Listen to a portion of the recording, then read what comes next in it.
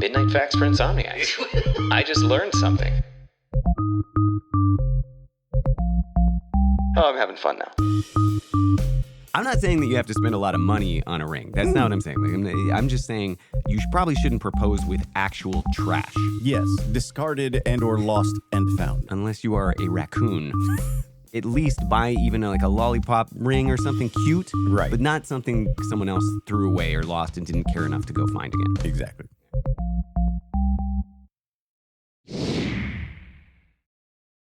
I was thinking the other day, Duncan, that... It's always bad when you do that. I know. It's a terrible strategy. What are we going for here? I've been trying to quit. Yeah, I know. You're doing well. I was thinking, unfortunately, about the fact that it must be interesting for you living with me now. Because back when we lived with each other before, in the past, we were not doing the podcast. No. So there were no topics that were off limits. There were no times when I was, doing covert operations. And now I don't tell you what the topic is. No. So there will be times when I'm like researching episodes, and you must think I have the weirdest taste in movies and media. It must. I do definitely come upstairs when I'm like getting my midnight snack or like, just doing video games, and I come upstairs to grab something to eat. And I'm like, what the fuck is, okay, cool. And I just go on with what I'm doing. It's a very eclectic, let's say, mix of stuff. And I'm not always happy about it either. You'll come up and be like, what the fuck? And I'm like, I know. You do sometimes look frustrated, which is so funny. I've never seen someone look interestedly frustrated. Like you're locked in, but you're like, I fucking can't believe I gotta watch this shit. Sometimes, I will say most of the time I appreciate it because usually I go into it a little trepidatious. If it's not a topic that I'm excited about, I'll just be like, oh God, I gotta look into this. And then it's always interesting. Like for the most part, the Insomniacs choose interesting topics. And so even if it's not the topic I wanted, and so I'm like a little bitter about it to start, then once I start digging into it, I'm like, this is interesting and I'm getting something good out of it. Yeah, you say that more often than not. That's fair. Yeah. And then there's other times when it's just brain rot and it's useless and they have sent me down the worst rabbit holes ever and I am not a better person for it. And that is the case with this episode. Oh, fuck.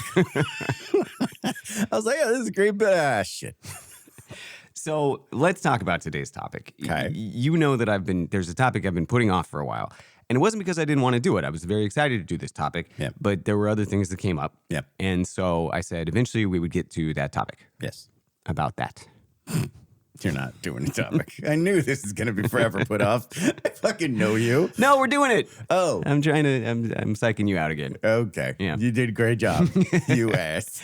We are doing the topic, and the topic this time, and I think it's going to end up being a multi-parter. Okay. So I was expecting to get through, how we'll have a topic and we'll do like 3 different examples of that topic. Yeah. And it's kind of a grab bag. Yeah. And then I always go way too deep on like the first one, and then we just get stuck on doing like 1 episode per. And that's kind of what's going to happen this time. So the topic is classic tales of revenge. Okay. All right. So like fucking, what is the Count of Monte Cristo and shit like that? Yeah, not really like that. That would have been a good idea. Okay. Something like that. I should clarify. When I say tales of revenge, I mean classic, true tales of revenge. So yes, tale, I guess, would imply maybe some type of fiction. Yeah. I'm talking about like real stories of revenge. Are there any that come to mind for you? Like stories of even, celebrity beefing, or maybe classic...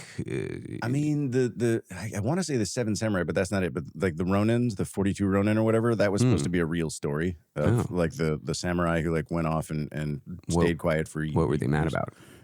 Their shogun or their warlord was killed. And then so they were told that you can't be armed anymore. You just got to go off and be farmers or something else, but we'll let you live, which is the ultimate insult. Yeah.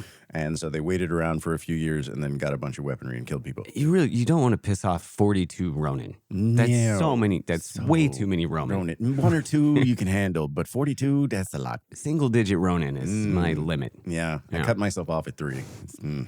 No, I didn't do that. Any other tales of revenge that you can think of? What about more modern ones? People who pissed off other people and then learned their lesson. George W. in Iraq? I don't know. Yeah. Oh, I'm glad I didn't cover that one. This is a horrible story. But yeah, that's actually not bad. I think he said at one point, like, Saddam tried to kill my daddy. The man who tried to kill my daddy. Yeah. Yeah. So that ultimately was, I think that there's no direct evidence that that's actually why he did it, but there's a lot of circumstantial and anecdotal. Yeah. For sure. Yeah. Anything else? Nope. I'm dumb. Why do you always ask me these fucking questions? I don't know anything. All right. Well, I've got 2 of them today, and I think we're only going to get to one. There's a lot on this first one. Okay. And you will understand the brain rot thing. I went initially for a very classic and sort of classy and dignified, to some extent, tale of revenge. And you saw me You researching. just said dignified tale of revenge. It is. Well, you'll understand the difference when I tell you the most famous revenge story in American history. That's what we're going to focus on today. Okay. And yeah, it is not dignified. I'll give you a hint. It happened during our lifetime. Oh. You definitely heard about it when it happened. You know this story.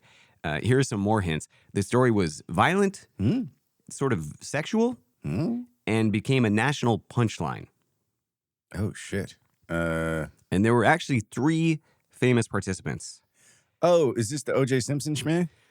No, that's, I don't know if I would call that revenge. That's more like psychopathy. Okay, but he was trying to take vengeance on them, supposedly, because they were banging it out. But yeah. I don't know. Same time period. Okay, good. And a similar event to some extent. No one was murdered. You are confusing the living fuck I don't know out why of me. I'm just going to tell you. Just tell me what the fuck is going on. Well, okay. Final hint. 3 participants in this. Yeah. A man, a woman, and a penis. Lorena Bobbitt. Got it.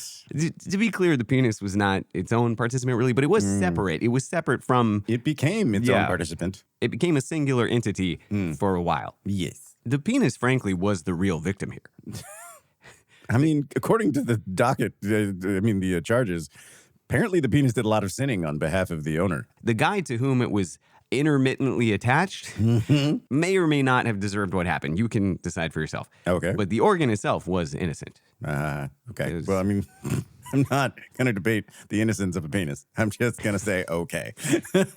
So let's get into this. What do you know about the story, first off? I mean, I only know the shit that I heard on the radio at the time. So, basically... The radio. Yeah, I guess it was a while ago. It was a while ago. And so, basically people were just talking, making jokes about how, he's got his dick cut off. And then, the stories of, like, his raping her and, like, being really vile to her came out. And so, like, there was vague justification for it and so on and so forth. And then he got it reattached and went into porn. So, I don't know. That's a lot of it. Yeah. Yeah, we're gonna done. There's more. Okay, just wait. All right. So let's get into the story here. Yeah, I know you're excited. I'm delighted. I love hearing about penal vengeance. That sounds like the penis got its revenge, which is incredibly disturbing and also fascinating. That'd make for a better revenge tale, I think. Better episode. So Lorena Gallo, that was her maiden name. She was an immigrant from Ecuador. She had come to America in the 1980s. And when she met John, she was 19 years old. And she was working as a manicurist. And John was a Marine at the time. Okay. And they met at a Marine Corps ball. This was at a club for enlisted men near the Quantico, Virginia Marine Corps base. So John Wayne Bobbitt, he was born in 1967. And when he was born, as all babies are, he was very stupid. Babies are dumb. It's not their fault, though. No. But the difference between John Wayne Bobbitt and other babies, most other babies become smarter as they get older. But John, there's no arc. It's just nonstop stupid ignorance and crying and bedwetting from birth to whatever the man is doing now. Got it. I'm not 100% sure about the crying and bedwetting. But I believe it to be true. Yeah, you're deducting from what you've read. I'm Sherlocking out that the man is basically a mental infant. Got it. He was born stupid. He remained stupid. Nice. With no attempts to really remedy that situation. Okay. Yeah. And I don't feel bad about insulting him at all. Cool. Just settle in. I am. There's going to be a lot of dissing John Wayne Bobbitt, regardless of the fact that he was the victim of a horrific crime, which he was. Okay. Yeah. So Bobbitt always considered himself an elite athlete, although he has had no real athletic accomplishments. He did join the Marines. The sign of every elite athlete is no records of anything athletic. There's not a single medal, nothing. You got it. He somehow got into the Marines. He kind of looks like a Marine, but then as soon as he opens his mouth, again, he sounds like a baby. Got it. Yeah. Okay. He would, however, work his way up to Lance Corporal. Ooh. He was Lance Corporal Bobbitt. And then that was for a while. And then he would quickly become former Lance Corporal Bobbitt because he was discharged and they didn't want him back.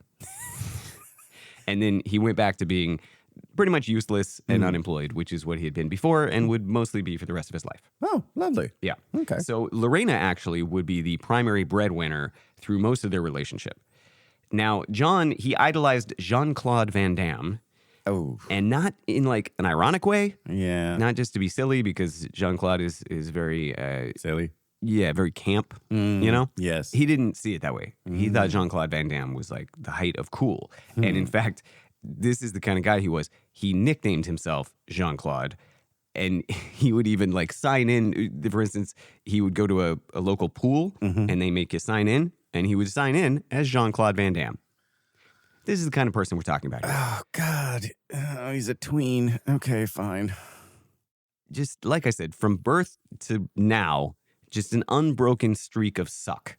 Stupid. Dumb as balls. God. So only a few months after meeting Lorena, John proposed with a cheap gold ring that he found at the bottom of that swimming pool. Wow. Seriously. That's wow. Van Damme was scavenging jewelry at the bottom of the local pool. That's floating right next to all the urine from the 12-year-olds upstream. Yeah, he found a nice little gold ring. He's like, I should give this to a girl I care about. That's what the ladies like. Yep. I'm not saying that you have to spend a lot of money on a ring. That's not what I'm saying. Like, I'm just saying you probably shouldn't propose with actual trash. Yes, discarded and or lost and found. Unless you are a raccoon. At least buy even like a lollipop ring or something cute. Right. But not something someone else threw away or lost and didn't care enough to go find again. Exactly. That symbol has failed to symbol. Yeah. It didn't work out for whoever was wearing it. Seriously. The first time. So they got married on June 18th, 1989. And the marriage was just a straight up disaster from day one. Lovely. John, at this point, he was intermittently employed. He was working as a bar bouncer occasionally, and he was an extreme alcoholic. Good. And Lorena was supporting the family on her very modest nail technician salary. And it would later come to light that she ended up actually stealing from her employer and shoplifting a lot just to pay the bills and get by. Yikes. Nail technician, by the way. I love that. I was just glossing right over it. I was like, nail technician. Okay. That's an amazing job title. That's calling yourself a porcelain technician when you're a dishwasher. Yeah, it's like a nail engineer. Yeah. I do think people who can decorate nails and sculpt them and do hair are basically artists. Right. But I don't think that they are technicians. Nah. This is different. Yeah. Anyway, so the couple actually did end up buying a house with Lorena's money. I guess you could say one of them bought a house. Yes. But the two of them together promptly realized that they could not afford the house and they lost it to the bank. Ooh. So that didn't last. No. They eventually moved into this tiny little apartment, and financial stress seems to have been a theme throughout the relationship and probably contributed to a lot of the marital strife and also the fact that John sucked really bad. Yes, ongoing suck. Deep suckitude. And part of the fact that he sucked was also that he like wasn't bringing in any money and wasn't really trying. Yeah. He is an idiot. So there's that. It makes it hard, but like he wasn't making an effort. Yeah, I've seen employed idiots. A few of them actually run major companies. That's it. Like McDonald's isn't going anywhere, man. Yeah. Just get a fucking job. How do you, as a man with a penis, earn less than the woman you're marrying and then continue to do so and still consider yourself a man with a penis? I don't think that. You don't have to. It doesn't matter who earns more. Nah, just earn at least as much. Did you earn more than your ex-wife? Yes, for a long period of time. Yeah, but not toward the end. No, not toward the end. Now. No, not. Is that why you got divorced? Because you couldn't take it anymore? Kinda. She overtook your earning capability. And I couldn't take it. You're like, I was like, I'm fucking gone, bruh. Well, I don't believe that at all. I think it's fine. Whichever partner wants to be making more money and supporting the other partner. Because I hold on to this. Someday I hope to marry rich. It's still possible. Is it? I want to be a house husband and raise the cats. Yes. That's all I hope for in life. You're like, I am lazy as balls. Anyway, this is around the time that Lorena was caught shoplifting. She was stealing clothes, which is kind of sad.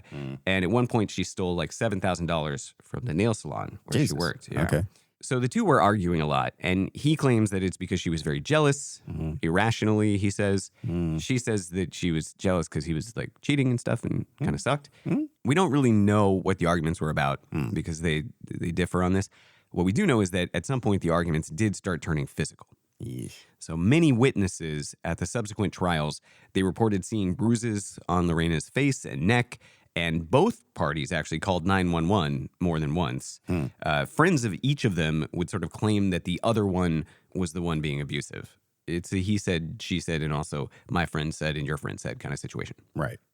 I've been in those situations before, not the physical one, but the other side. So yeah, it gets rough to iron out the truth. And I do appreciate that my friends, they will take my side, but they'll also call me on my bullshit. Like, that's what you have to do. You have to be like, hey, man, I got your back, but also get a job. Stop being a dick. Don't cheat.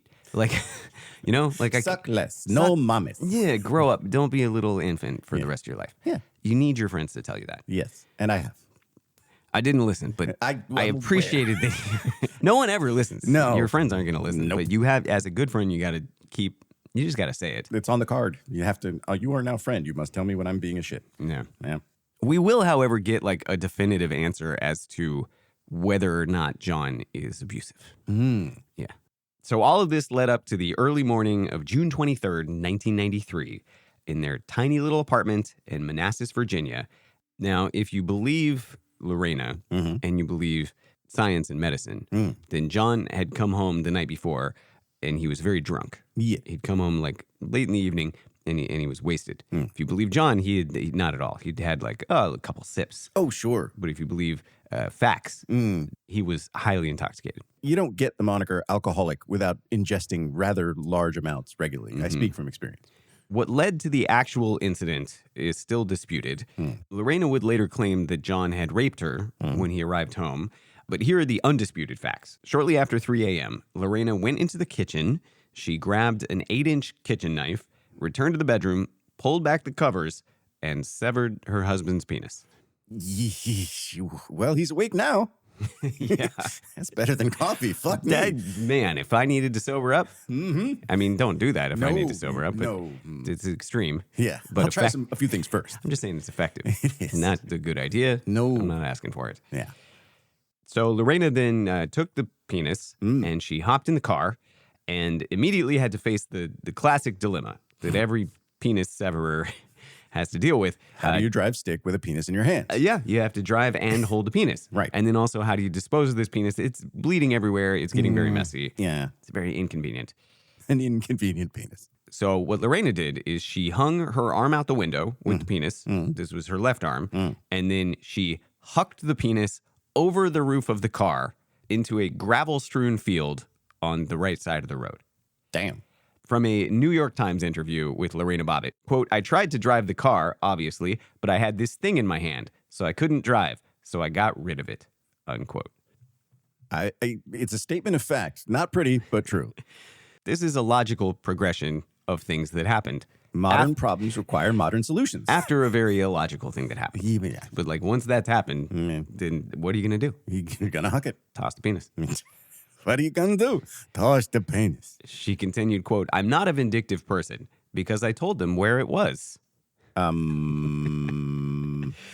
Yeah. By them, she means the police, Yes. who sometime after 4:30 a.m., according to this article, quote, "clutched their loins and went digging through the overgrown roadside grass for the missing member," unquote. They found it, and then they sort of played a game of like, not it. Yeah. Before someone, it was a volunteer firefighter. He finally was just like, come on, guys. Just give me the fucking piece. Okay, I'm picking it up. Yeah. That was a lot of games of paper, rock, scissors that were lost, bro. We'll actually get into that a little bit later. Okay. You're going to hear about it. So I'm sure you know that there's a protocol when it comes to severed body parts. If you've ever taken a first aid course or CPR or anything, you know that when there's a severed body part, you have to get it on ice. That's priority number one. And the nearest ice that the cops could find was a 7-Eleven that was across the way. So they went over there. This next part would become kind of a legendary meme, I guess, before really the internet. Yeah. There is not a single media report at the time that doesn't mention the fact that the cops transported his member all the way to the hospital in a Big Bite hot dog box. Fucking Jesus. I mean, it's a compliment after kind, I guess. Inaccurate description. Not a big bite. No. This would have been a nibble. He was not well endowed, and I'm going to make fun of this quite a bit later. Okay. I mean, but I'm sure they didn't have any toothpicks either, so you couldn't do a little weenie toothpick cocktail thing, so you have to go with ice. Also, fun bit of little, a medical trivia. You can't actually pack it in ice directly. You have to wrap it. You have to wrap it in like paper or something like that. If it touches ice directly, you kill cells and you're giving it frostbite essentially. Yep, and it's gonna wither, which it was already very It's not turgid anymore. Also, she didn't cut it. I always thought like she cut it at the base, but she sort of didn't. She cut it through, right? Yeah, she cut it like halfway, and it was already flaccid. So it was just this tiny little nub. Nubbin. Yeah, and he did, like I said, he wasn't working with much to begin with. Yeah, and he was working with less after that. Yes, there was a significant subtraction. So that's kind of everything that happened in a nutshell. That's the short version, right? Okay. And I do want to emphasize how funny everyone thought it was. Oh, no, I remember this being forever. It was, like meme before meme, and it was months of this. Even serious journalists. It was the thing that they brought up, like the novelty story at the end of the newscast. They'd be like, trouble in the Middle East. And then this guy got his dick hucked into a field, and everybody chuckled. But it's a crazy dichotomy. It's, on one hand, this was a mauling, like a terrible, horrible, painful, bloody crime. Yep. And on the other hand, tee-hee. You know? Yep. So the first voice that you're going to hear in this clip is Dr. Berman. This is the microsurgeon who reattached the penis. And then you'll hear the urologist who first saw him before the surgery. And notice how one of them can't keep a straight face even during a news interview. Oh, no. I get this call. I can't remember exactly, something like 4 in the morning, 3:30 in the morning. And my wife actually was away with the kids, so it was just me by myself. I said, do you have the part? And they said, we don't. I said, so should I bother coming down? I said, if you can't find it, what is you he, can't Chevy? put it back on. And at that point, it hadn't been. It hadn't been found. It hadn't been heard from. It was lost in action. And so when I got to the ER, I was confronted with John on his back, bleeding profusely. He'd lost about a third of his blood volume. And at that point, the only option was to do what we call a perineal urethrostomy, which is to expose the mid-bulbous urethra to the perineum so he could sit to pee like a woman for the rest of his life. And that's where I thought we were headed. So a couple things here. Yeah. First, the doctor laughed. Yeah. That was harsh. Oof. You're a medical professional. Yeah. There's certain things called a bedside manner, professional mean, and not so much. And like in public, like that's fine. Do it at your lunchroom. I'm sure they do. Oh, God. Doctors talk so much shit, and it's fine. It's like teachers, you know, in their lunchroom. They're just like, that kid's an idiot. Oh, my God. That kid will be lucky to get a job at a sewer plant. But like you're a doctor talking to a news crew. Yep. Keep it together, man. Come on, bro. Also, the pee like a woman thing is pretty judgmental. Bro, I don't know how you put so much stank on that statement, but it was oozing from him. He's like a bitch ass woman. God damn, bro. It's a different time. I feel like he wouldn't do that now, but I don't know. What I really wanted that clip for was the fact that John lost a third of his blood. Well, yeah, it's a major blood vessel. Like, yeah. We're going to forget about this part soon because of all the punchlines. But ultimately, this was a severed body part, and the man lost 33.3% of his entire blood volume. Yep. That's extreme. That's not a small amount. If she cheated on him and came home drunk or whatever, and then he like cut off her breast, there wouldn't have been as many jokes. There'd have been none jokes. Yeah. And I'm not, men's rights, blah, blah, blah. I'm just saying, like, it is weird that for some reason cutting off a penis is hilarious, but like gouging out an eye or something is not funny. Yeah. I mean, it is funny in certain situations. Oh, God. Maybe I just watched the wrong cartoons. I think partly, I guess, it's the fact that it was successfully reattached and, it all kind of worked out in the end. No harm, no foul. Yeah, but they didn't know that when they were, and in fact, we'll talk about that. Like for a while, it was touch and go, so to speak. It's cut and go for a while there. Yeah, I love that they were like, it hadn't been heard from. Dad, I'm in a field. I'm scared. I don't know where I am. What are you talking about? It's a penis. That's what guys do very much sort of. We anthropomorphize the fuck out of our penis. Yeah. The penis feels, it feels like a buddy. Yeah, a separate creature that you have vague control over. But I do want to put this in perspective that ultimately is still a crime. Here's John Wayne Bobbitt explaining his experience. Ow. One word. Dope. Fucking what's there to explain, bro? No it's right there in the sentence. He had more to say than that. She was playing around with me, when I was sleeping, because I remember her playing around, and then it was a pull, then a jerk. It was horrifying. It was terrifying. I was confused. I thought I was dreaming. And I'm thinking, okay, Freddy Krueger's hand came through the wall. You know? What the fuck? Here I am bleeding to death, bleeding blood everywhere, and my penis is gone. And all I can think of now is I better not go back to sleep. So I collected myself and applied pressure. And no, you didn't. Yourself was gone. My friend Robbie. The cops collected yourself. Mm-hmm. I woke my friend up. I kicked him, and he didn't realize what was happening because he just woke up asleep. I kind of was like waiting for my friend to get ready because he went and brushed his teeth. Waiting for your buddy, like, bro, could you hurry up? I'm literally bleeding out here. Robert went and brushed his teeth. Yeah. I have to think that this guy was in some kind of shock. You never know how you're going to react to having your penis severed or having your friend's penis severed. And also, they were both very drunk still. Okay, see that now you have me there. But even still, I've dealt with people being very, very hurt, being very, very drunk, and I still know what the fuck to do. Yeah. So here's another clip. This is an interview with the crime scene technician who was called to investigate. And by the way, I'm just imagining like a crime scene technician and a nail technician just hanging out and like comparing notes. Oh yeah, war stories all the way, I'm sure. I think nail technicians have seen grosser things. You're working on people's ugly ass feet. Yeah, when you're a crime scene technician, you're dealing with people's severed ass feet. So. Yeah, I would rather deal with that because then you pick it up and you put it in a bag as opposed to having to get in there and manipulate and touch and fix it. All right, you are making points there. I just don't. They're points. There's no merit, but they are points. There are points. All right, here's the crime scene technician. Mm-hmm. So when I came in the first thing in the morning, I was told to respond over to Maplewood Drive. Fuck me, what a morning. In regards to a wife that had cut her husband's penis off. And the sergeant at the time, Jerry Hawks, advised that they thought she had swallowed the penis. So I had to go over there like immediately as soon as I got in the door. Credit to this woman. She keeps it together, and she had to say crazier things than the doctor did. Yeah. Which she straight-faced. She's a goddamn professional. I mean, I don't know. I thought I heard a little bit of a laugh, which was like, severed did. But she kept it together. You definitely. Yeah, it didn't fully escape. You could hear the background of it, but yeah, she didn't fully let it out. She kept that composure like a good technician. Absolutely.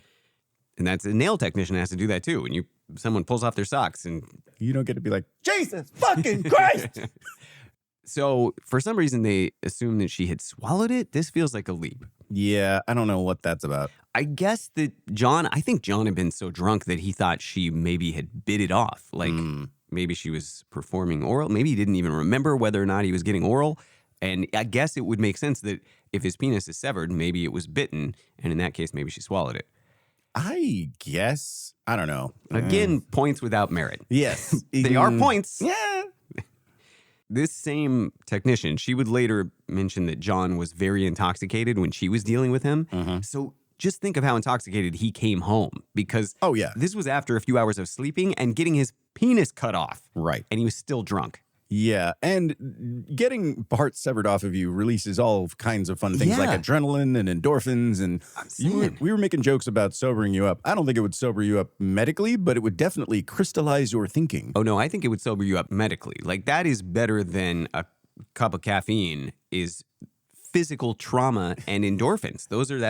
And adrenaline. That is chemical. What I'm saying is I don't think it took the alcohol from his body when I say medical. Yeah. I think he still had alcohol on board. Right. So once the shock wore off and the adrenaline wore off, which is minutes, he's back to being hammered. I guess. I mean, as long as I'm seeing blood pumping from my stump, I am still freaking, the adrenaline's going to pumping from your stump. Everything's the adrenaline's still pumping, my heart's still pumping. Yeah. And that's that's why I would lose so much blood because they'd be like, relax, calm down so your heart goes slower. And I'd be like, have you seen my stump? Relax. Have you found the other half yet? No? Yeah. Then fuck off. I know. And even when they found that, I'd still, at that point, he didn't know if they were going to be able to reattach it. No one knew anything. I'm sure bets were against. So after disposing of the penis and hucking of the penis, Lorena then went to work. What? It was around 3 a.m. She drove to her work. like you do as a nail technician at 3 a.m. Obviously, she wasn't in a great state of mind. She went to work and was surprised that it was like locked. And then she disposed of the knife in a nearby trash can. And then she sort of seems to have come to her senses a little bit after trying to get into her work at 3 a.m. And then she actually drove to find her employer, a woman named Jonna, Janna, who was also sort of her friend, ? Claims to be later. Stole $7,000. Yeah, this is the woman from whom she stole $7,000 and a woman who would make some questionable decisions. We'll get there. Here is Jonna, by the way. I tried to calm her down and she's crying. And then she said, I cut his penis off. And I said, you did what? Perfect response. I would say, I'm sorry, say what? Say that again. That was the most relatable quote on the documentaries and everything I watched. Yeah. YouTube videos, reactions and stuff. You did what? Is this what?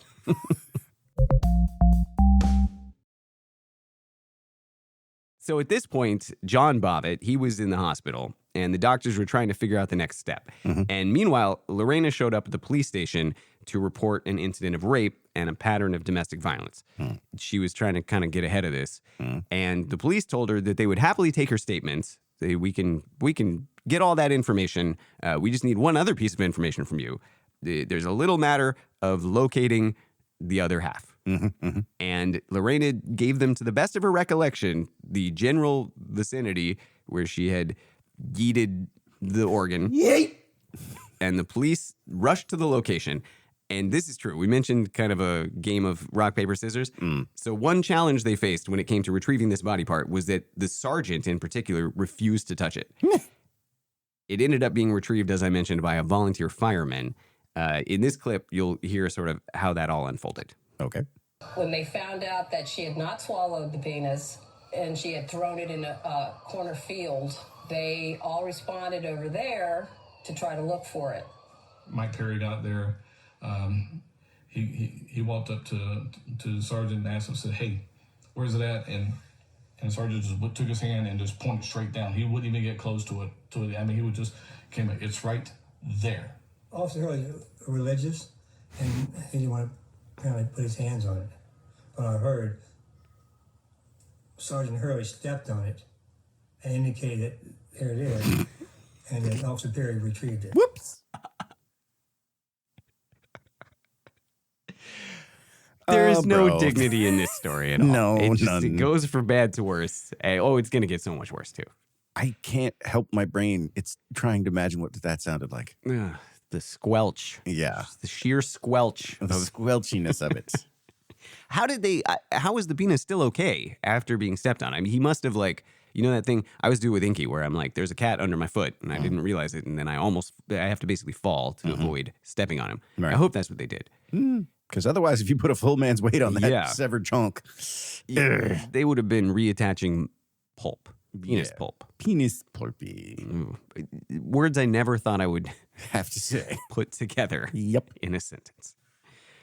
So in my research, I looked up a picture of the organ, the severed. If you show me, organ. I'm going to punch you. I did not actually. I don't want that on my phone. Cool. But I looked at it. I had to witness this. These are the things I do for you people. Join our Patreon. We deserve it. He deserves it. Absolutely. I don't really, but he does.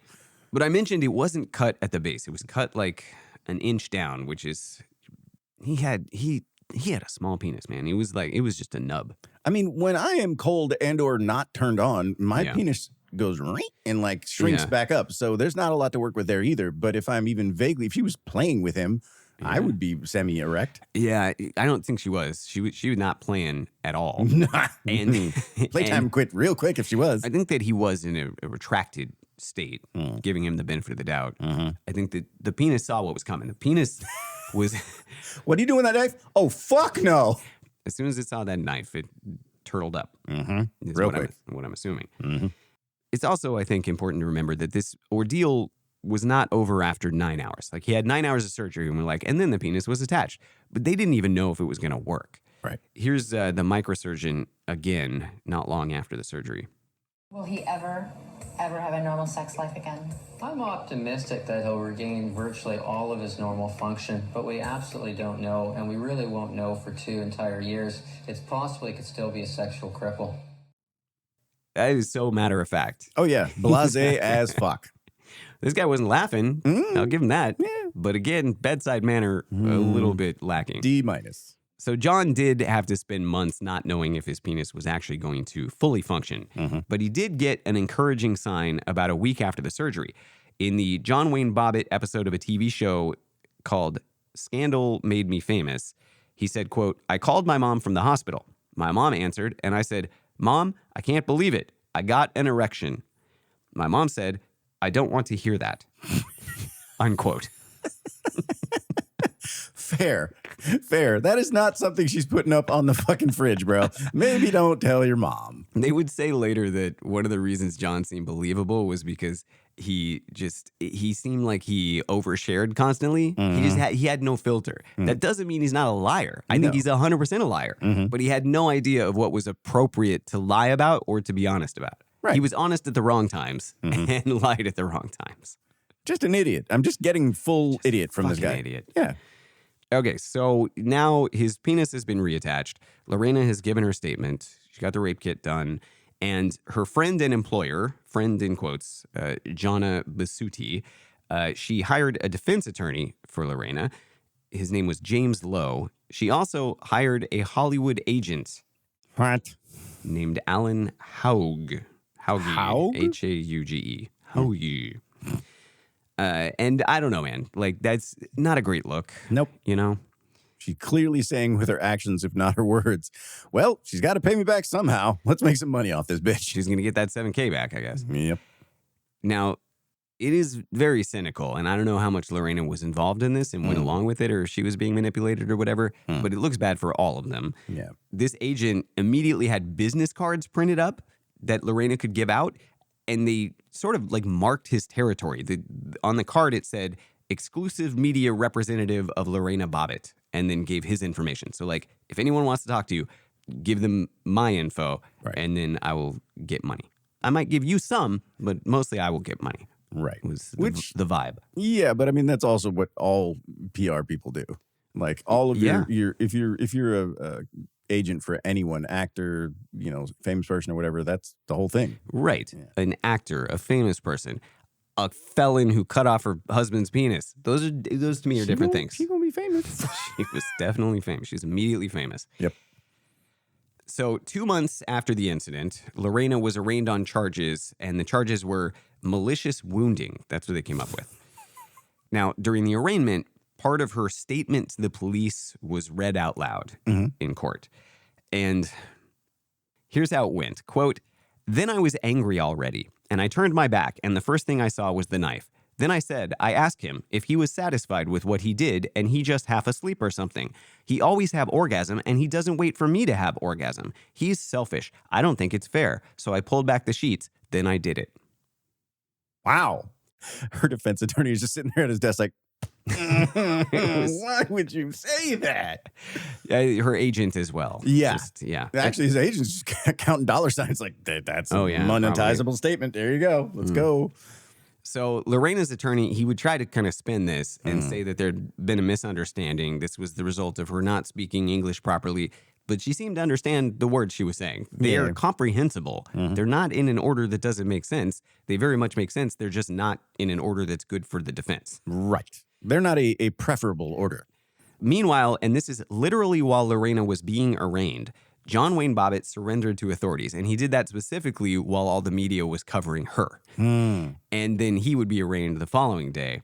Here's John's attorney explaining why he actually took John's case, because I kind of mentioned before that John comes across as very forthcoming because he'll just say everything, but he kind of spins it in a different way. John can't lie for a specific reason. We had a psychological test done on John, and John is not capable of really telling a lie because he doesn't handle, he can't do the complexity that's required to make to sell a lie, if you will. Wow, that was the most technical way of saying he's fucking stupid. Our client is too dumb to lie is one hell of a choice. That's the stance. For a defense. Yeah. I mean, if it's true, that's compelling. Yeah. But I wonder how John felt about that strategy. I don't think he understood what the strategy was. Stupid to care. Yeah, he's like, okay.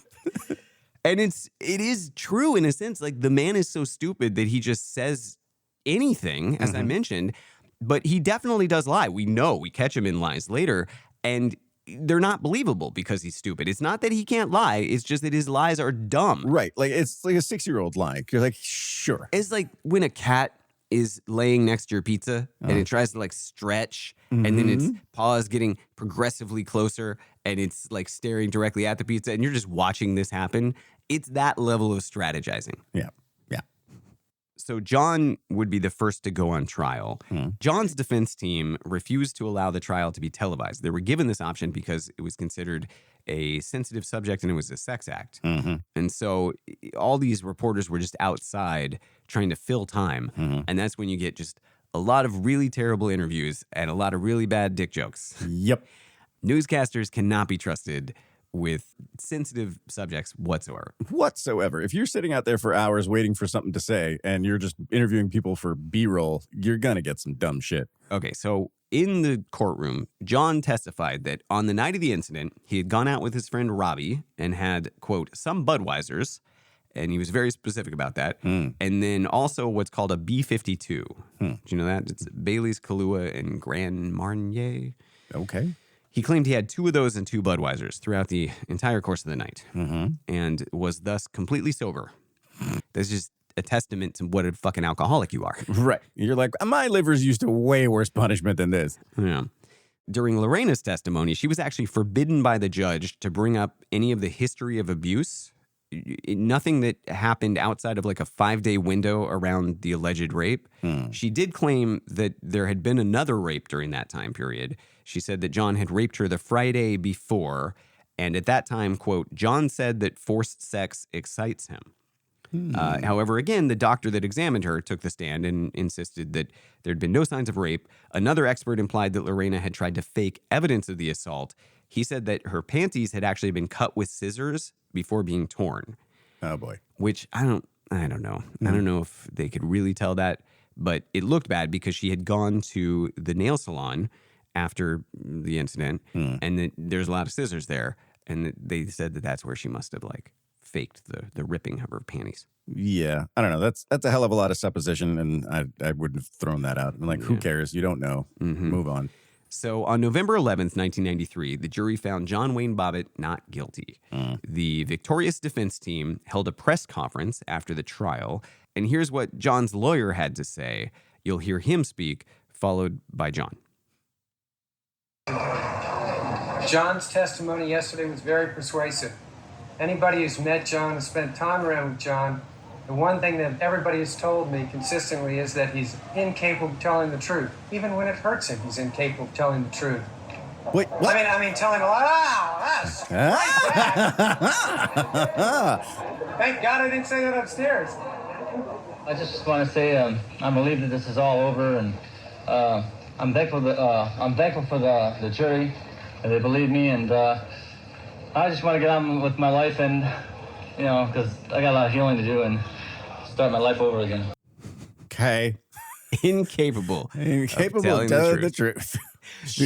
It was pretty great because John's stupid, so it took him a second to register that, but he's standing in the background when his lawyer is giving the speech, and you could see he was just perplexed. He was like, I don't think that's not what that feels like the wrong thing to say. I'm not a smart man, but I know what incapable of telling the truth is. So John was now off the hook, and he had some healing to do, as he mentioned, physically and emotionally, I'm sure. Yeah. And now it was Lorena's turn to face a jury. So for Lorena's trial, cameras were allowed in the courtroom because this was not classified as a sex crime. It was a malicious wounding. Didn't matter the part of you. But if you thought John's trial was a spectacle, well, you ain't seen nothing yet.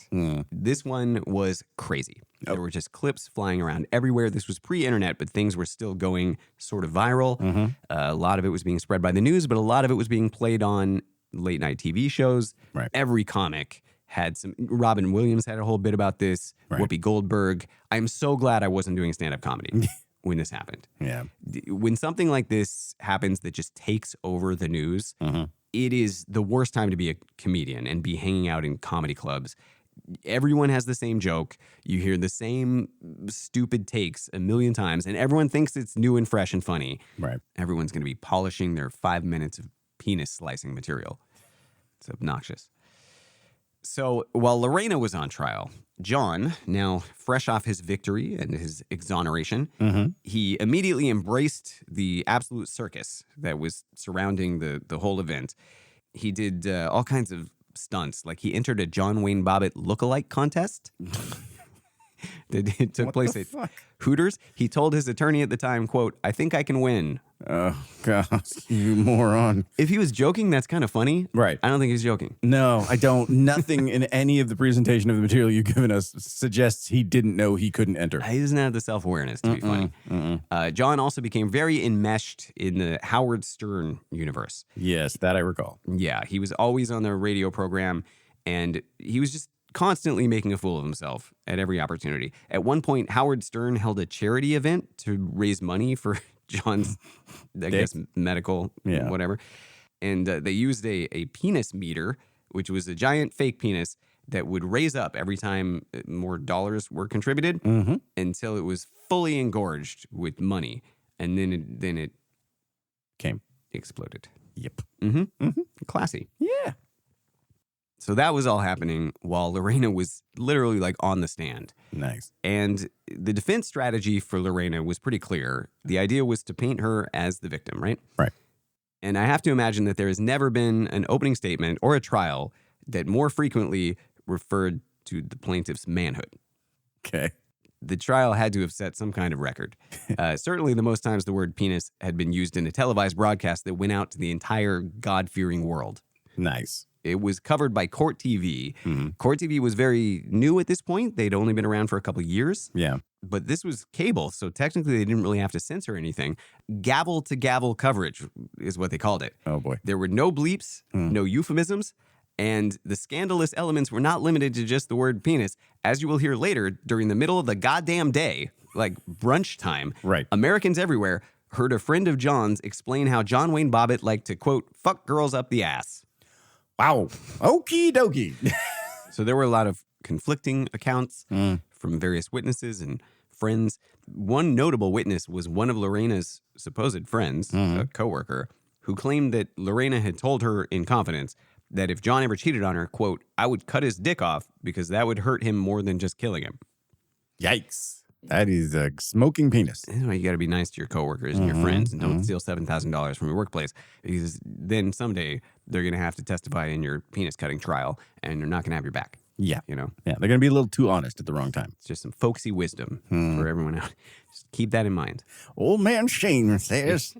So on the other hand, though, it actually came out at court that police had responded to the house around 6 times. In fact, in February of 1991, John had been arrested for domestic abuse, and he'd later pleaded guilty.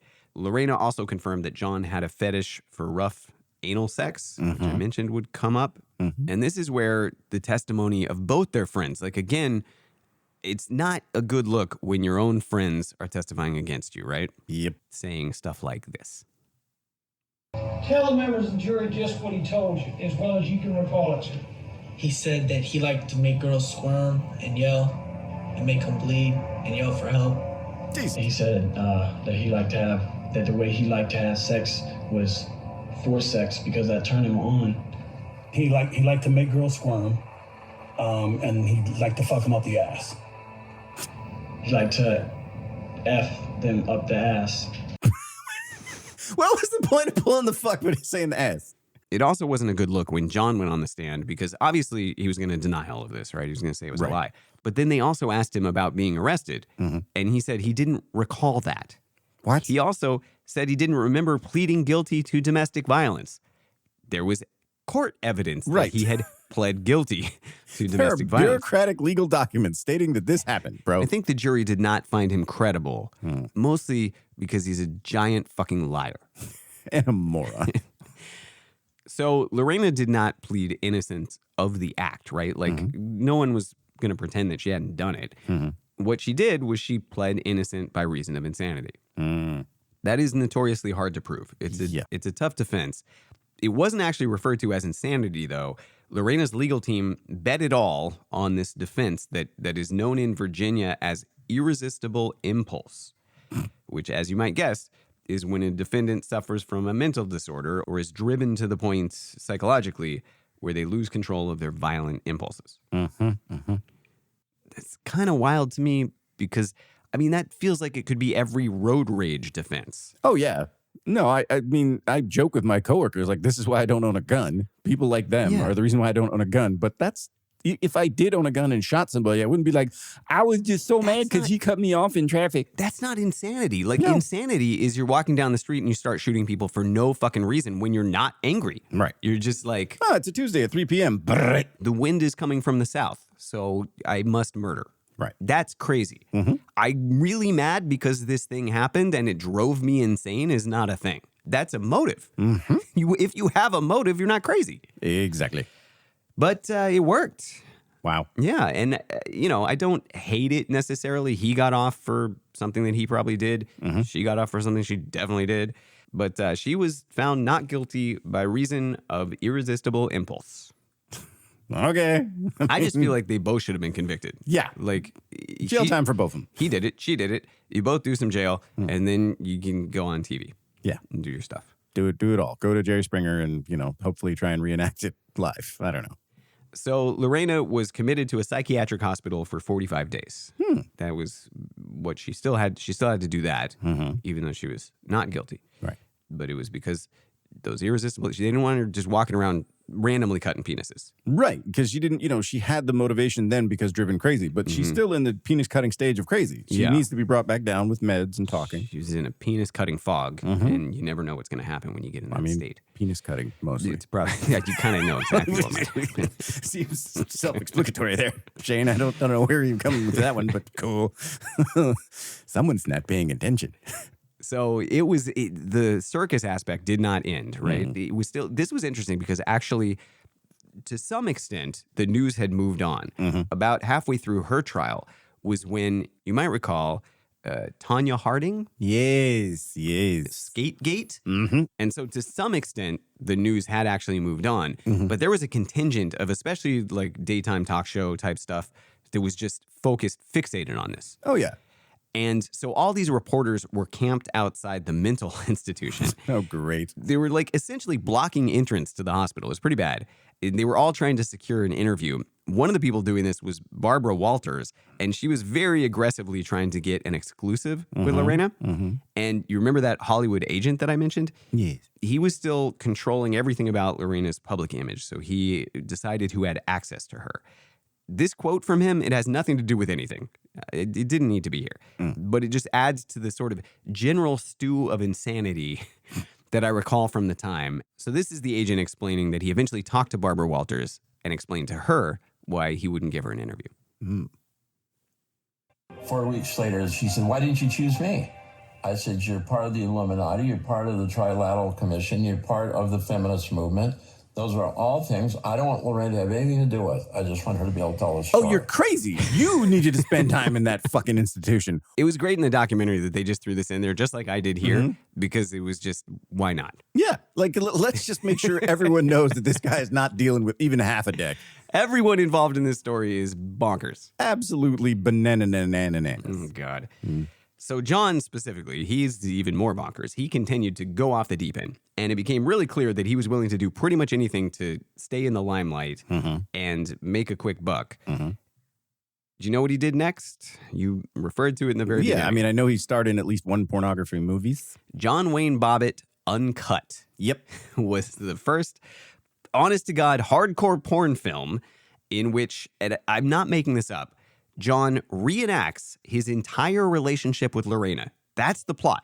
From meeting in that club in the beginning all the way to, wow, which they do depict. Bro. It is bizarre. And also, like, who's spanking it to this? That should be grounds for induction again into that institution. Like, oh, you watched Lorena, okay, just put this on. The sleeves tie behind your back, and take this pill and go lie down. Obviously, I watched this film for research purposes. Oh, God, bro. You know why I could have left that out of You know the why I watched episode. it? I want to see what the penis looked like. Yeah. I remember it at the time. I actually saw, because this is still Nudie Mag time, the time period of Nudie magazines, and I saw an editorial or like a breakdown of the movie, and I was like, do they show the dick? And they did, and I was like, they do. That's not good. It takes a long time to get to the reveal. And when they do, it is anticlimactic, so to speak. I mentioned it's not, I'm making it out to be worse than it is. It's not a micropene. No. It's not a micropenis. No, as I recall, he had a chode. No, it's very skinny. Oh, is it? Okay. He would eventually have a chode. We'll get there. It gets crazy. But what I'm going to do first, I'm going to play the entire beginning of the film for you. Why? I just want you to understand. I don't understand what we're doing here. So I'm going to replicate it for you, you ass. So they're at Quantico now. No, I got that. It was at the Staff Officers Club where I first met Lorena.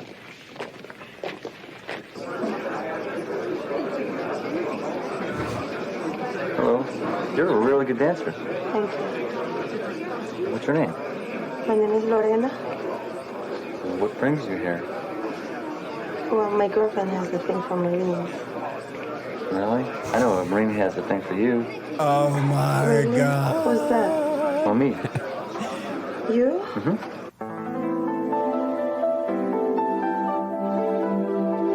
The score is inoffensive, I'll say that. Yeah. Yeah, it doesn't get to like the real brown chicken, brown cow. Yeah. That doesn't come up until a little later. But then it gets there.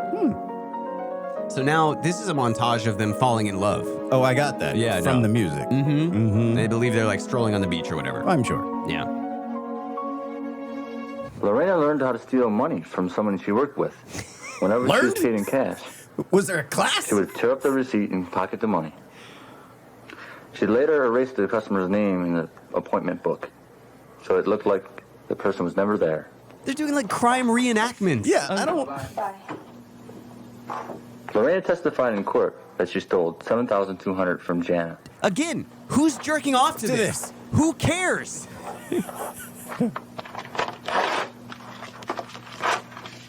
I went down to Virginia last June to see John. I wanted to find a school out there to finish my last year of college. Oh, this is Robert. John said I could stay with them, maybe even until I finished school. But that was only if they got divorced. Divorced? I was only there a couple of days. Days. They were not getting along. No. Is Lorena home? No. Why, you want to wait for her? Nah. No way. I want to get out of here before she gets home. Definitely. I don't want to deal with her tonight. Oh. I'm guessing strip club. Yep. Stop dancing. Stop. I'm kind of enjoying it. No, I don't. Okay, cut the... No, it's no more of this. We're not done yet. Fucking fuck. I had to watch. No, you didn't. You chose to. No one is being educated by this at all. It's so important. No, it's not. Okay, if I hear this lick one more fucking time, I swear to God. I think this is where I started fast forwarding. Yep, you can hear you fast forwarding. Full show. Okay, this is where I couldn't take it anymore. Yeah, So I went for it. it's good. It's nice to know that I'm still more sensitive to you. I was like, okay, I got this nuns. I got no more in me. And you're like, neither do I. Okay, so the way that they decide to depict the actual severance, Lorena is upset because John is sleeping and he doesn't physically respond to her attempts to arouse him. I'm going to let you actually watch the video in this case. Do I have to? Whoa! Come on, She has this knife hung behind her back. Get her from me, baby.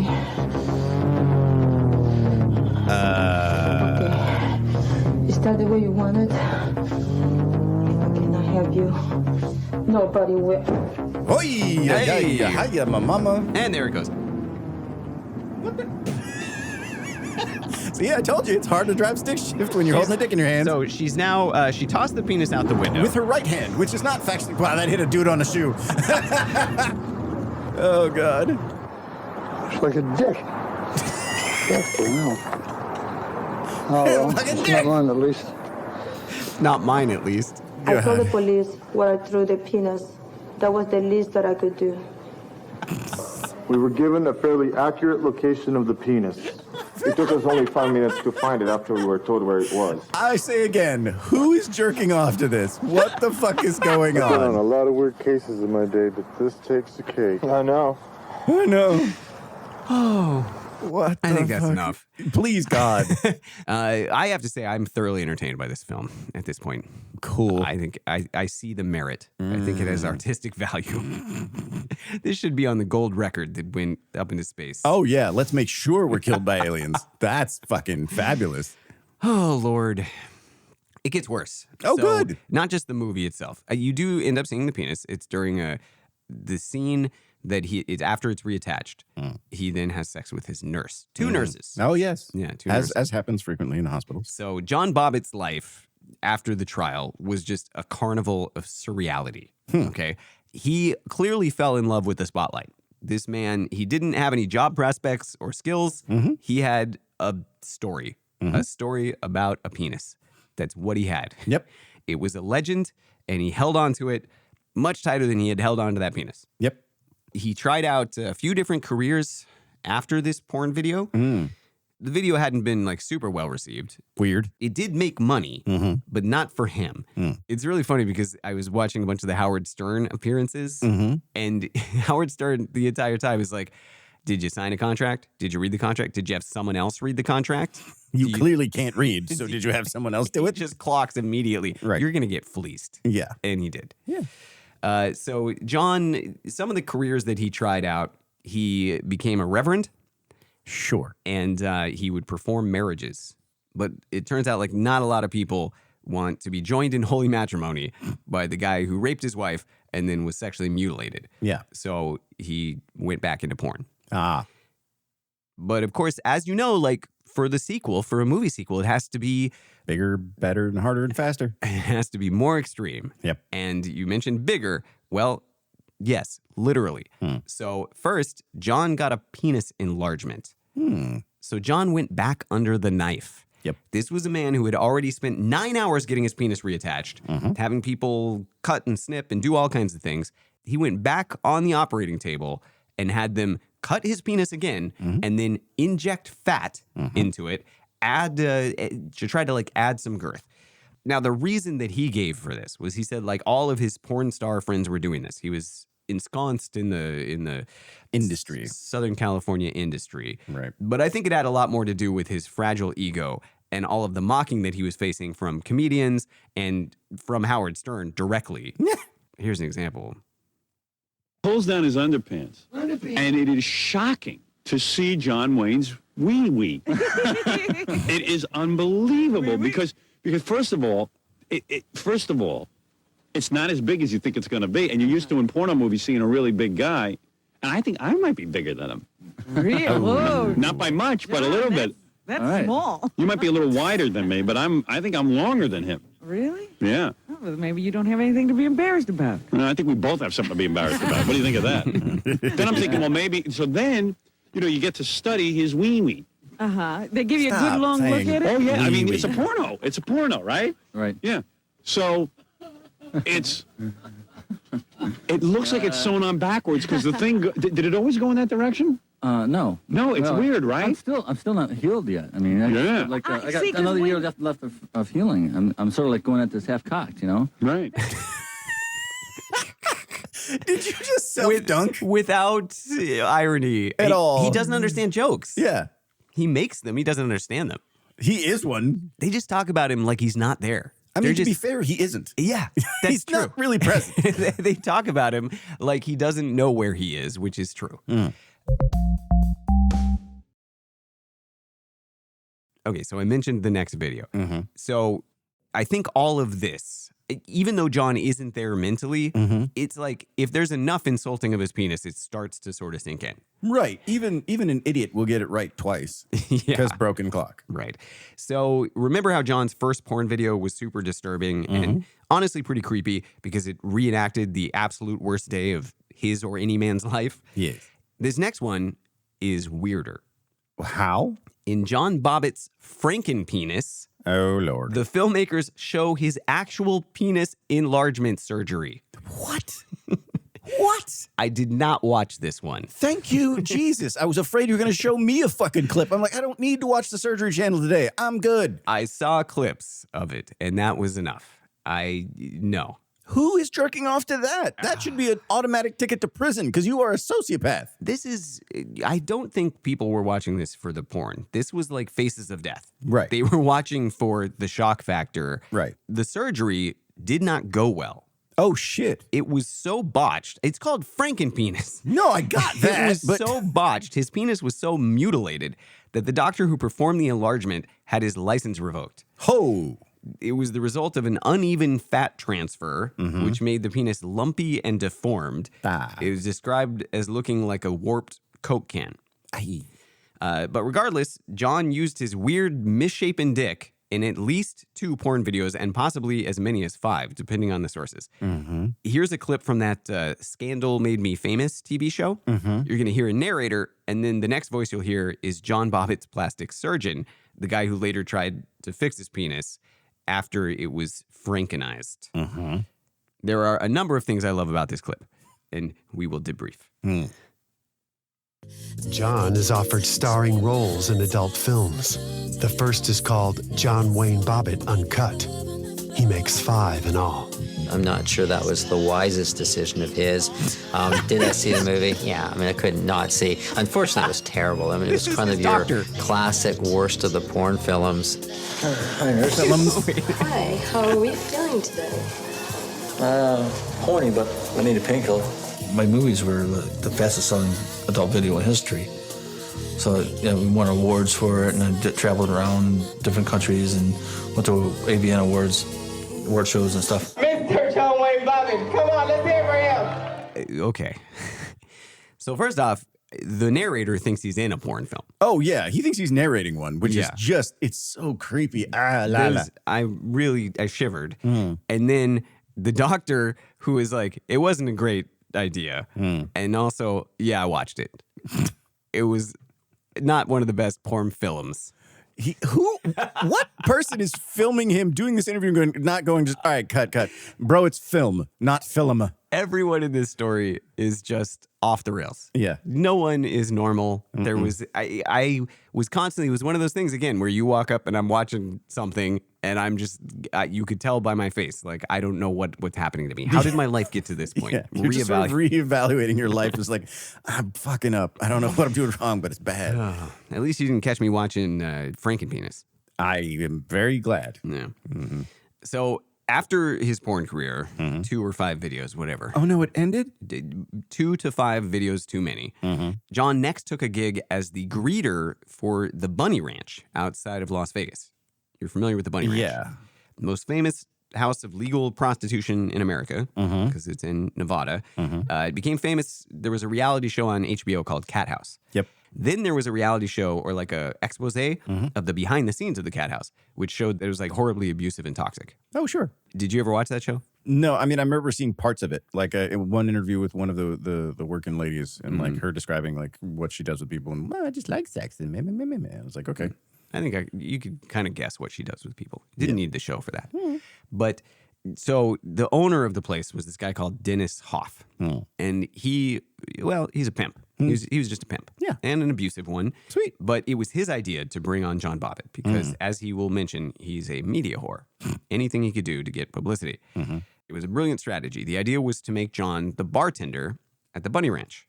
And this would get people interested. And they would walk in and go like, oh my God, is that John Bobbitt? And then also the news would find out. No, time out.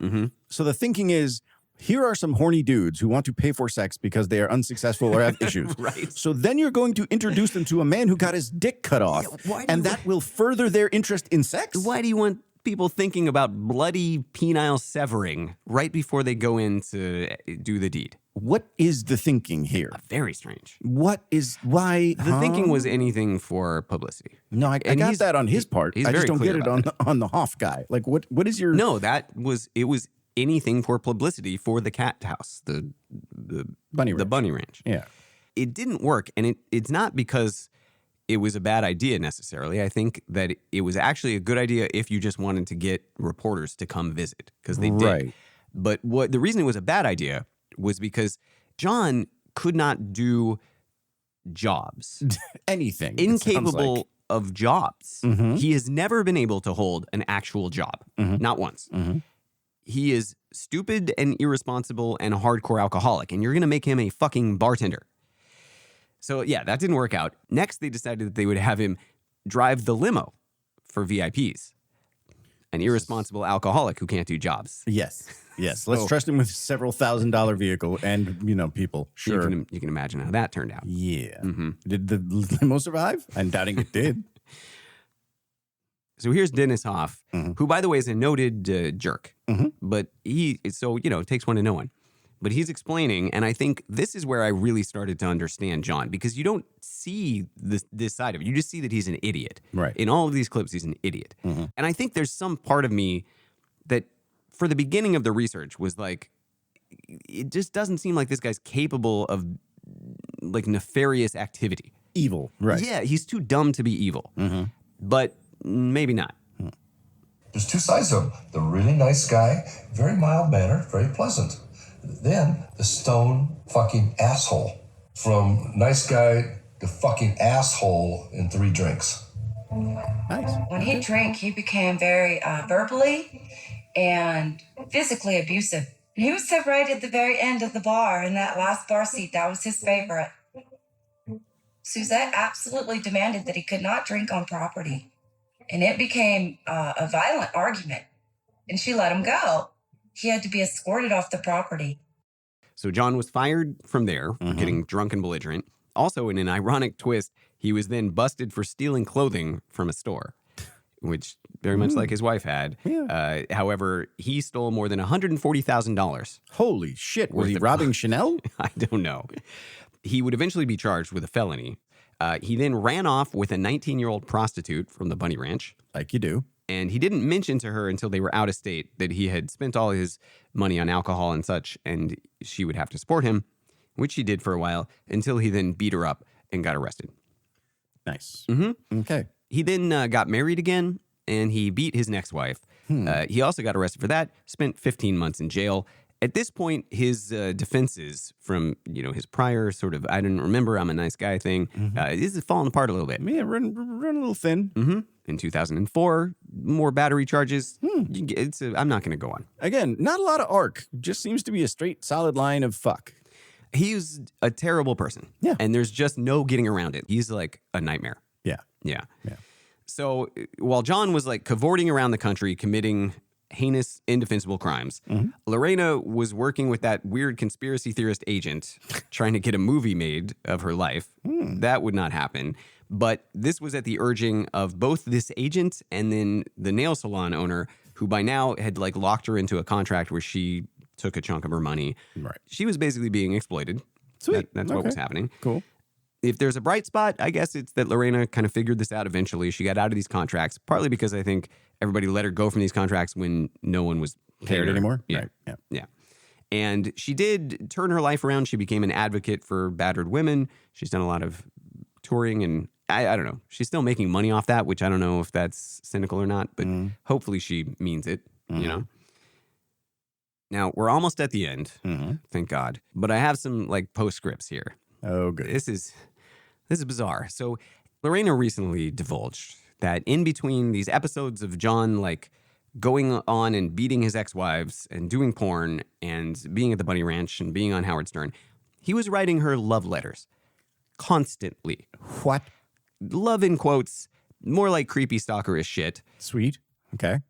I was amazed he could write. I was more just hung up on the fact that he could just write and string words together, because he doesn't seem to be able to do that verbally. They do show his letters and they look consistent. So apparently he could scribble. In this documentary, Lorena spreads out on a table like all these letters from John. There's a lot of them. And keep in mind, in his primal lizard brain, he's just a bad person. There is a lot of I love you and I want to reconcile in these letters. There's also this line: we would make a lot of money if we got together again. If you had a baby, there'd be a lot of people out there that would love an exclusive interview with you and me. Okay. Lorena has remarried and is not having it. She's a little annoyed with all this shit. We'll almost end on this quote. We have a couple more postscripts. leave me alone. I mean, it's like I cut his penis off. I mean, just leave me alone. Take a hint, bro. Take a hint. That is the motherfucker of all hints. So there's not much to say about Lorena after this. She's basically just kind of, lived her life trying to sort of help people and mostly tried to stay out of the spotlight. Mm-hmm. John has done the best he can to remain in the spotlight, and luckily the spotlight has moved on. Mm-hmm. But he's tried. He became a huge Trump supporter. He became a big Republican activist for a while. He would show up at these events. I think they were like, could you not help? Could you, maybe, yeah. What was it? Hippie, don't be on my side from the abyss. Mm-hmm. Yeah. So in April 2024, this happened. He had all of his toes amputated. Huh? And instead of, just having this happen and being sad about it, he told everyone, because that's what he does. He called reporters. Sure. From a California Post article, quote, Bobbitt recently had to have his toes taken off after a diagnosis of toxic peripheral polyneuropathy from being exposed to contaminated water at the Camp Lejeune military training facility in the late 80s, unquote. He now walks with prosthetic shoes. Mm-hmm. And here's a photo of John and his feet. Oh, look at the nubbins. He got little nubbins. I guess they couldn't reattach the toes. No, of course not. If you have the neuropathy they're talking about, they're dying. Mm. It's like the same thing as that happens when you have diabetes. Like your skin starts to die. I think the best thing for him would have been if they couldn't have reattached the penis. Oh yeah, he couldn't have done more damage. I mean, he probably could have. If he's that evil and he's doing that kind of shit, he would just have different reasons to be angry. Yeah. But I do think it would have taken some of his ability to be a fuckwit away. No, a lot less women would be involved with him. Yeah. Quote, John is part of a class action suit against the U.S. government, which has accepted liability and set aside more than $1 billion to pay out their victims. Bobbitt is just waiting for his cut. Yep. Unquote. Sounds about right. And I like the waiting for his cut. The reporters, they can't stop themselves. Of course not. They can't. It's just live wire. These are professional journalists, may I remind you. Are they? Yeah. Okay, we'll end with a quote from this article. Quote, I wasn't a great husband. I think the tainted water was part of that. Before that, I had never done drugs or gotten into trouble, but I was exposed to those chemicals by drinking highly contaminated water, and I made stupid mistakes, unquote. I take no responsibility for anything I've done, but now I have an out, and so therefore, Quote, I am not dating right now. The hell you say? I'm working on myself and getting my medical and legal stuff done. I'm waiting for a traditional woman, unquote. Mm-hmm. Yeah.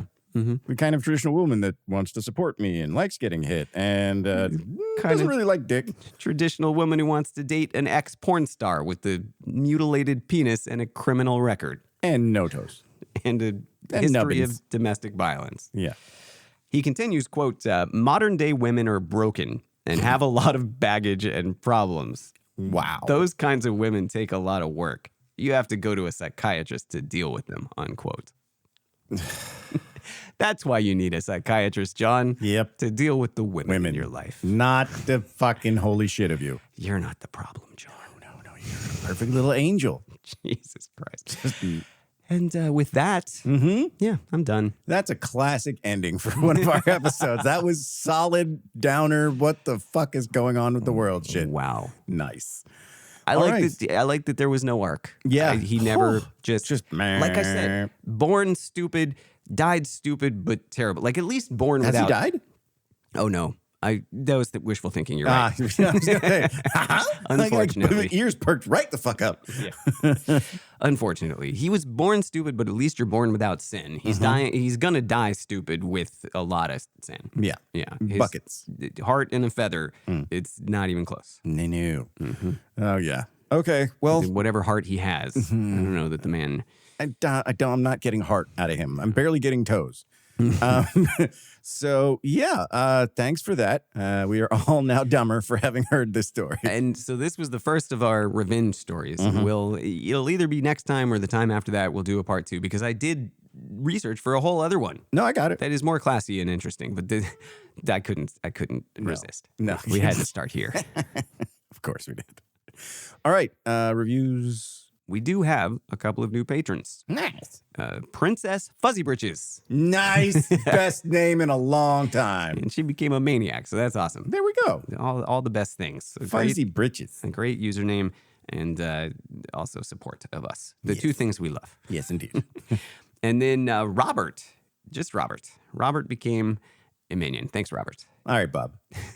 Not giving us as much to work with as Princess Fuzzy Britches. Yes. But, we do appreciate the support. Absolutely. Thank you, Robert. There are these two strategies, right? Mm-hmm, It's like, go wild and just give us something to play with. Or it's like, take my money, but don't fuck with me. I feel Robert falls distinctly into Camp B. Yeah. All right. Well, no. That's the end of the episode. Please do head on over to the Patreon. For just the cost of an expensive coffee, you can help us continue to create more awesomeness, and you will have shout outs just like these fellows, and we will help you have more relaxing good times and better sex. We promise that our show will help you have better sex. You'll keep your penis. Oh, absolutely. Yeah. No one who has ever contributed to the show has been castrated. Nope, not once. Not even on accident. I don't know that's true. I think it's pretty true. I think it's a safe bet. It's a pretty rare occurrence these days. I feel like it'd be in the news. Yeah. And then, as per usual, and forever after, knowledge is power. Sleep is overrated.